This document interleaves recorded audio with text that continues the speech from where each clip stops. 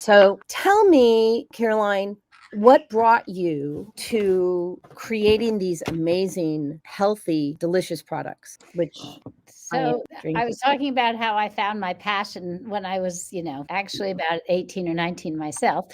Thing that happened to me was I went to work at a natural food store. It was summer between college years, right? And this was the largest natural food store in the country at the time. And it was called New Age Natural Foods, right? And it was the size of a grocery store, not what we would consider the size of a grocery store now. But back then it was like really big. Maybe it was 10,000 square feet or something. It seemed really huge. And I got to work in the room where all the books were and all the supplements were and all the beauty care products were. And that was like super fun. And they were all separate in that room because we could only put taxable items on one cash register and food didn't have tax. So that was on different cash registers. So I got to order any books I wanted. And the books that I just adored, and thank you, Andrew, for loving my coffee and teas. Thank you. The book I adored were by this herbalist named Juliette de Barclay-Levy. And she just inspired me. She had traveled around the world. She'd lived with nomadic people. She'd learned about herbs. And I had all these people coming in saying, hey, what do I do about this, that, and the other thing? And I'd go to these herbals, and I'd look them up and I'd say, oh, you got to try this supplement over here. Take this herb for that. Here I was 18 years old telling people what to take. That's beautiful, though. That's beautiful. And honestly, I think that every 18-year-old should know that. Like, actually, I think every 5-year-old should know what food does. That's like the foundation of health, right? Well, Juliet inspired me, and I ended up seeking her out, and I found her on islands in the Mediterranean. I spent different summers with her, but in that process, I also, and working at that natural food store, I met Mo Siegel, and Mo Siegel was the founder, one of the founders. There were two founders, but he was the one that was out on the road selling celestial seasonings teas in little muslin bags, if you can imagine that, with a drawstring top, hand printed by his other partner's wife, who was, designer, and these little hand stamped block prints, on these bags, little bulk teas. And I thought, wow, that's really cool. And so I went to visit them in Colorado, and then I became part of Celestial Seasonings. I had this fun job of traveling around the world buying herbs. And when I would be on those trips, I'd go find Juliette de Barclay-Levy on whatever island she was on next in the Mediterranean and study with her and live in these little, cabins she would live in, really primitive cabins, dirt floors, everything hanging from the ceiling so the rats wouldn't eat them. And I'd study about herbs and learn all these wonderful things from her. And then I, of course, learned from traveling around the world what herbs were tasted like and how the same herb would taste different from country to country, depending on the climate, just like we think of wine as having terroir, so do herbs. Love your parrot there, by the way. Yeah. So, she always likes to participate. So if I don't ask you the right questions, she'll pause the show and make sure that I ask you. So keep talking. Yeah.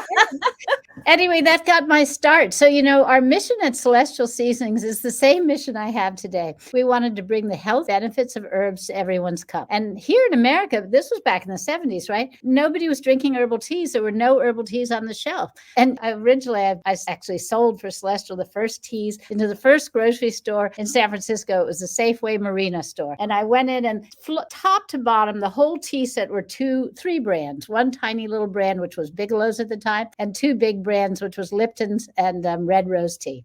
Familiar. And I went and I said, hey, just clear off this shelf at eye level and let's put our Teeccino. By this time we had boxes, still no tea bags, but boxes. Put them on the shelf here, right? And the guy did it. And we started selling like crazy. And that was the beginning of, people starting to realize that herbal teas were really a phenomena. And so that was my history. Yeah, one of the things that really excited me, I'll tell you a little bit of story. So, I was misdiagnosed for 2 decades, put on all these medications, went from being a bodybuilder, weighing in about 125 pounds, misdiagnosed, gained 100 pounds, nearly died in 2013, right? So I reversed all those conditions using food as medicine. Of course, that became my platform, and, emotional healing through, through toxic-free living, right? People, your ear, your food, your water. And when I was living in Illinois, I remember walking down the street where I lived and I saw all these beautiful dandelions. Now, by this time, I understand the benefit of dandelions, right? Because I've kind of grown up, I've wakened up, right? And I do this post and I said, it's really interesting. I said, because glyphosate causes cancer. That's just not even new news anymore. But back then it was. And I said, and they're using that as one of the things to get rid of dandelions. But I said, but the irony is that dandelions will help you cleanse your liver. And guess what? That kills cancer, ultimately. I mean, it's not the only thing, but it's one of the lifestyle practices that we can have. And I thought it was so ironic. So then my girlfriend introduced me to, teas made from dandelions, and they were okay. All right. Mm-hmm. And then I found yours.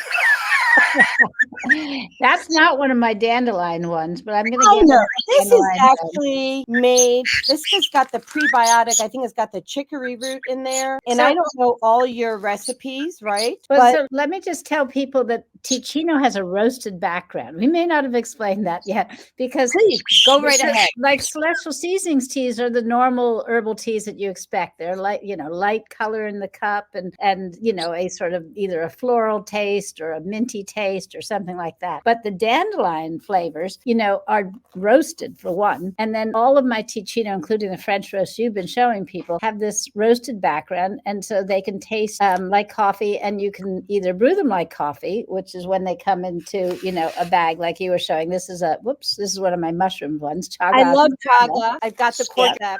Yeah. Oh, good. Or you can get the dandelion ones, right? And whether it's in the tea bag or it's in the coffee bag, it's still got the same thing. So these don't happen to match up. But if one of them was the other, it's the same product that's in either the tea bag or the coffee bag. It just depends on how you want to brew it and how strong you like it. Because if you like it strong, it's the coffee bag. But if you like it more tea-like, use the tea bag, right? Because there's less product in the tea bag for an 8-ounce cup than you would probably put in your drip coffee maker or your French press. So that's a little bit about Teeccino. But share with people, because I do like mine really strong, which is why I'm buying it in the bag. Now, Nice. when we travel, we do bring the tea bags because we like to make sure that we have what we need when we're, not at home. Same thing with me. I always have them in my purse, in my pocket, so that when I, go out and they only serve coffee. And, here I've been in the herbal tea industry literally for 50 years, right? Since the early 70s. This is me. I've been doing that for a long time. How old are you? You don't want to know. Well, I'm doing the math. I'm 72. Yeah, you look amazing. Thank you, Dawn. People, take a moment and look at Caroline, right? Like, it's the caffeine-free lifestyle. I have a mother turning 100 next month, and she's drank Teeccino ever since I created it. I created Teeccino in 1994. We brought it to market in 1995, and she's been drinking it ever since. She used to brew with French press. Now she uses my tea bags. But she's turning 100, so I just have to say caffeine-free lifestyle. Here we go. So I'm with you. When I had food sensitivity testing done as part of that health journey, I had 135 food sensitivities. One of them was to caffeine, right? And like all caffeinated products. And so it was in 2016 that I gave up caffeine. And I have not looked back. I don't enjoy coffee. I don't like how it makes me feel. It activates the basal ganglia, gives you a crash, right? You fly high and then you crash. It's really not good for anybody's emotional well-being. And Chris says, actually, you look amazing. You are your own advertisement, right? Here's what I say to coffee drinkers, because when I started my career, I was super anti-coffee and, everybody had to quit. I don't say that anymore. I've grown up. I hear you. But, here's the thing. Caffeine is fine at a certain time of day. You don't want it towards the end of your day, or even if you're sensitive at all, from the middle of your day on. So if you're going to do caffeine, I tell people do it in the morning. That's when if you think you need it in the morning, go ahead, do it in the morning, but don't do it. And I say the cutoff should be noon, but some people say, hey, I do 5 till 2:00 and then I cut off. What people don't realize is that it will still interfere with your sleep, even if you're not feeling it per se, because it keeps you from going into the really deep sleep. And that's where your body does the repair, rebuild, rejuvenate work. So you want to get to that deep sleep, and caffeine interferes with it. But if you had it in the morning, most likely, unless you're like me, and I'm caffeine sensitive, so I can't even have it in the morning. But if I had decaf, even in the afternoon or evening, it keeps me up to 3 a.m. So if you're not like me and you can drink drink coffee, then stick it in the morning and have Teeccino in the afternoon and evening. And then you could have, like I did last night, I went to bed and had a beautiful cup of chaga ashwagandha. I put my frothy, I love to foam milk, right? I put foamy milk on top of it. Seventh heaven, right? So I actually started making my own milk from nuts. And so I make it at home. It takes at tops 2.5 minutes, right? Mhm. And it comes out very frothy. And I make it from cashews, which is nature's antidepressant, right? Yeah, And I love so, cashew milk. Yeah. yeah, it's amazing.